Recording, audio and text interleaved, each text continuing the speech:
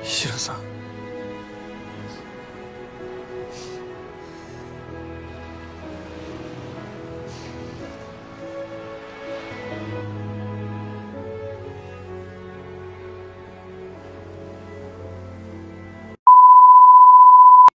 Hai guys, film ini diawali dengan narasi silih suara sang karakter utama kita, Kaizaki Arata, yang menggerutu mengatakan bahwa keadaannya saat ini tidak sesuai dengan apa yang ia harapkan saat kecil dulu.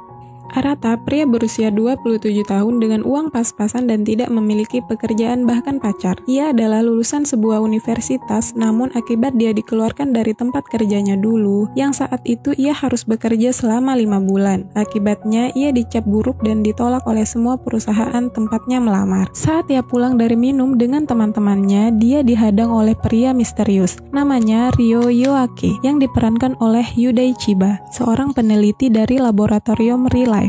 Ia menawarkan pada Arata untuk ikut serta dalam program eksperimen Real Life yang dimana penelitian ini akan membuat subjek seperti anak berusia 17 tahun dan harus mengikuti masa SMA selama 1 tahun. Arata awalnya menolak ajakan tersebut, namun Ryo tetap bersikukuh mengajak Arata dan memasukkan pil Real Life ke dalam saku kantong jasnya. Keesokan harinya, saat terbangun dari tempat tidurnya, Arata mulai merasakan ada yang berbeda dari dirinya. Saat ia melihat dirinya di cermin, ia terkejut melihat dirinya seperti kembali muda layaknya anak SMA.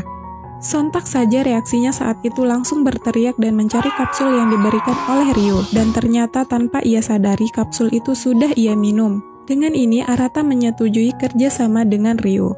Selama masa eksperimen, semua keperluan hidup subjek akan ditanggung oleh lab dan saat eksperimen selesai, subjek akan direkomendasikan bekerja di perusahaan yang mereka inginkan dan ia harus masuk SMA sebagai siswa berumur 17 tahun. Namun ada suatu kondisi di mana saat masa 1 tahunnya selesai, semua orang yang mengenalnya selama masa SMA akan melupakan bahwa Arata itu ada, sementara ingatannya masih tetap ada. Namun ingatan tersebut akan terhapus jika eksperimen Real Life dinyatakan gagal diakibatkan ada yang mengetahui Arata adalah subjek eksperimen Real Life. Saat ia beranggapan bahwa menjadi anak SMA itu mudah, ia malah dimarahi oleh guru karena ketahuan membawa rokok dan lupa membawa pensil. Terlebih lagi saat itu ada tes untuk mengetahui siapa siswa terpintar dan terbodoh di kelas. Yah, untung saja wanita di sampingnya memberikan ia pensil. Namanya Rena Karyu.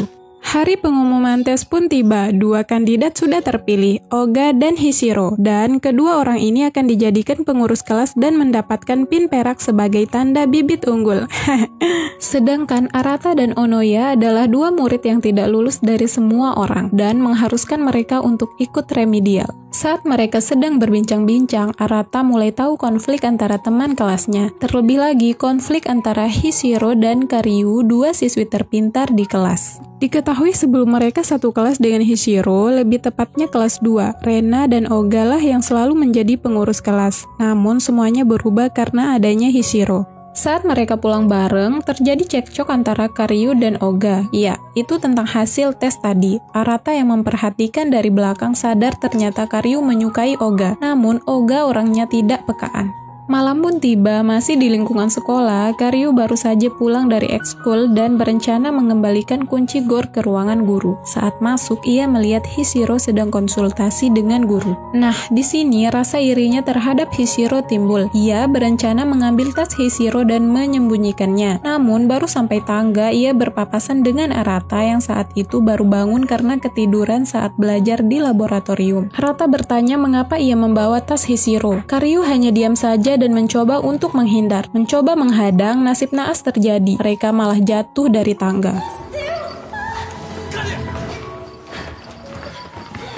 Mereka pun dibawa ke ruang UKS. Yah, untung saja tidak terjadi hal serius pada mereka. Sebenarnya, Arata ingin menikmati masa 1 tahunnya sebagai sosok bayangan saja. Namun saat itu, ia melihat Karyu, ia mengingat dirinya dulu sewaktu masih bekerja, di mana diketahui bahwa dulu Arata memiliki pengalaman yang kelam. Arata memberanikan diri lalu mencoba menasehati Karyu. Karyu sambil berurai air mata mengatakan bahwa ia sudah bekerja keras selama ini, namun hasilnya tetap tidak ada. Ia tetap tidak bisa mengungguli Hishiro. Arata menyanggah apa yang dikatakan Karyu. Ia meyakinkan Karyu bahwa apa yang ia lakukan selama ini tidaklah sia-sia dan menyuruhnya untuk tidak pernah pernah menyerah. Akhirnya Karyu mengakui kesalahannya dan menyesal. Di depan sekolah, Hishiro sedang menunggu Karyu. Jadi, ia berencana ingin menanyakan pada Karyu mengapa ia membawa tasnya. By the way, pertemuan mereka berkat saran dari Arata. Saat itu, Arata ditemani Ryo sedang mengawasi dari kejauhan karena takut hal buruk yang akan terjadi. Karyu pun datang. Percakapan dimulai. Karyu belak-belakan mengatakan kekesalannya pada Hishiro. Sebenarnya ada kesalahpahaman antara mereka berdua. Jadi, sebenarnya Hishiro ingin sekali berteman dengan Karyu. Tetapi setiap mereka berdua bertemu, Hishiro selalu memberikan senyuman devilnya pada Karyu. Ya, tentu saja dong ia merasa dihina. Sebenarnya Arata lah yang menyarankan Kaori untuk selalu tersenyum ke semua orang jika ia ingin mempunyai teman. Dan Arata juga satu-satunya orang yang mengetahui sebagaimana buruk senyuman Hishiro. Karyu yang mengetahui itu akhirnya sadar, ternyata selama ini ia telah seuzon pada Hishiro. Ya, wajar aja sih. Akibat kejadian itu, kesalahpahaman mereka akhirnya terselesaikan dan mereka pun mulai berteman. Saat di rumah, Arata kembali mengingat masa kelamnya dulu. Diketahui bahwa dulu Arata mempunyai senior yang sangat ia hormati. Namun, sayangnya seniornya itu selalu dijebak dan dijatuhkan oleh karyawan lainnya. Arata mencoba membelanya, namun sayang tidak ada yang peduli. Dan pada akhirnya, si seniornya itu bunuh diri dan inilah penyebab mengapa Arata dulu resign dari tempat kerjanya. Keesokan harinya, anak-anak SMA ini pergi menikmati festival kembang api musim panas. Tapi sayangnya hujan turun dan mereka semua berteduh di sebuah kuil. Namun, karena mereka tidak ingin menyia-nyiakan musim panas terakhir mereka saat SMA, berkat dorongan dari Arata, Oga langsung berlari di bawah guyuran hujan. Ia berteriak menyatakan cintanya pada Karyu.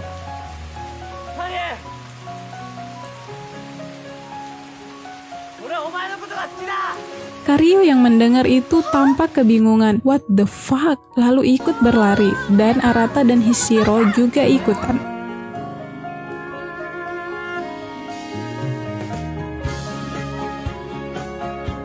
Akibat dari kejadian kemarin, Arata sakit dan tidak masuk sekolah karena khawatir Hishiro datang ke rumah dan merawatnya. Di sini kita bisa melihat kedekatan hubungan mereka berdua. Paginya mereka mempersiapkan event festival sekolah dan mereka berencana akan menyuguhkan sebuah tarian. Festival pun dimulai. Mereka menikmatinya dengan sangat gembira. Di sini mereka menggunakan kostum cosplay gitu. Festival pun selesai. Saat itu, Arata bersama Hishiro sedang bersih-bersih. Secara tiba-tiba, Arata menyatakan cintanya pada Hishiro. Tapi sayangnya Hishiro minta maaf dan menolaknya. Ya, kasihan kan? Akibat kejadian itu, kedekatan Arata dan Hishiro kian menjauh. Malamnya, Arata sedang bersama Ryo. Mereka berencana untuk pergi ngelayat ke makam seniornya dulu. Sesampainya, mereka bertemu dengan adik seniornya. Sepulang dari ngelayat, Arata mulai meyakinkan dirinya ia ingin merubah hidupnya yang kelam dan membuat kenangan bersama teman-temannya.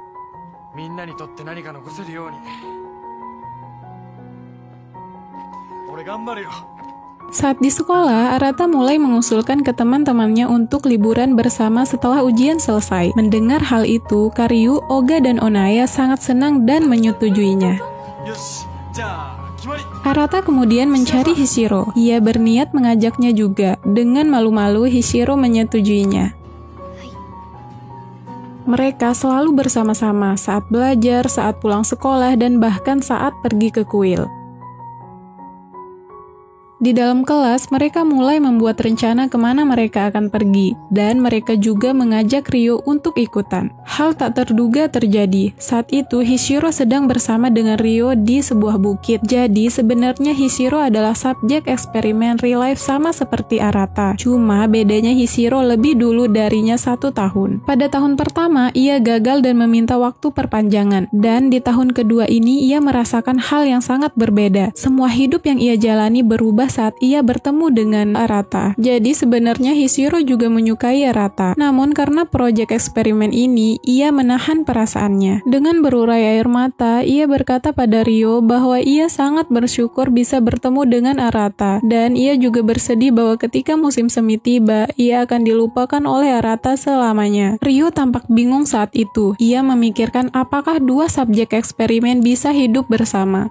Akhirnya, hari yang ditunggu-tunggu tiba. Arata membagikan schedule kemana mereka akan pergi. By the way, Arata yang membuat schedule ini semalaman. Pertama, mereka pergi ke kebun domba sambil bersenang-senang mereka bermain dengan anak-anak. Selanjutnya, mereka pergi ke museum fosil, bermain ayunan, bermain game, dan balap mobil. Kemudian piknik di sebuah taman. Belum selesai makan, mereka melanjutkan ke spot selanjutnya, sambil berlari mengejar bis melewati jembatan. Akhirnya mereka sampai di spot terakhir di sebuah pantai, dan saat itu matahari sedang terbenam. Mereka memandangi sunset tersebut dengan penuh kepuasan. Liburan berakhir, malamnya mereka sedang menunggu bis untuk pulang. Saat bis datang, Arata dan Hishiro dijebak oleh teman-temannya dan meninggalkannya. Ya, mau bagaimana lagi, mereka harus menunggu sampai besok, dikarenakan bis yang tadi merupakan bis terakhir. Saat mereka duduk bersama, mereka mulai mengungkapkan perasaan mereka masing-masing. Arata menyatakan cintanya lagi pada Hishiro.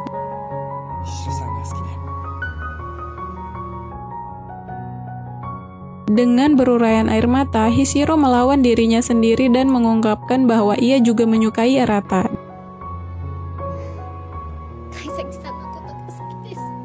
Dan kemudian mereka berciuman. Hari kelulusan pun tiba. Saat mereka sedang melakukan sesi foto bersama, Arata mulai mengucapkan kata-kata perpisahan pada temannya. Sambil berderai air mata, ia mengungkapkan isi hatinya, seolah-olah itu adalah ucapan selamat tinggal darinya. Melihat Arata menangis, Hishiro juga ikutan menangis. Seketika suara tangisan bergema mengisi ruangan mengiringi perpisahan dari teman kelas ini. Ada banyak kenangan yang mereka lalui bersama selama 1 tahun ini. Eksperimen real life pun selesai. Kini Oga, Karyu, dan Onaya sudah menjadi mahasiswa. Dan Arata yang terlepas dari hidupnya yang kelam berkat tekad dan usahanya, ia merubah hidupnya dan kini berprofesi menjadi seorang guru. Dan di akhir film, akhirnya Arata dan Hishiro dipertemukan untuk pertama kalinya dalam kehidupan asli mereka. Dan Hishiro berstatus sebagai guru sementara. Dengan malu-malu mereka saling menanyakan,